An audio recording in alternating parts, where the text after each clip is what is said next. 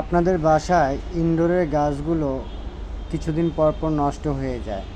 আবার এই ইনডোরের গাছগুলো নষ্ট হয়ে যাওয়ার কারণে আপনি একই টবের ভিতরে অন্য একটি গাছ লাগানোর জন্য নার্সারি থেকে কিনে নিয়ে আসেন। প্রিয় বাগানি ভাই ও বোনেরা, আপনাদেরকে আমি এখানে দেখাচ্ছি ছোট ছোট ক্রিপার টাইপের যে ইনডোর গাছগুলো আছে, সেগুলো আপনি আপনার ছাদ বাগানে অথবা ব্যালকনিতে বসেই রোপণ করতে পারেন।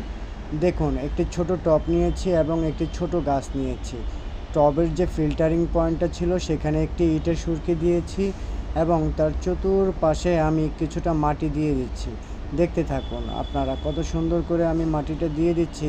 তৈরি হয়ে যাচ্ছে আমাদের টবে লাগানো ইনডোর গাছ। এই গাছটির নাম হচ্ছে অগ্নিশ্বর, আর এই টবটি মাটির টব। ভালো লাগলে চ্যানেলটি সাবস্ক্রাইব করুন। আসসালামু আলাইকুম।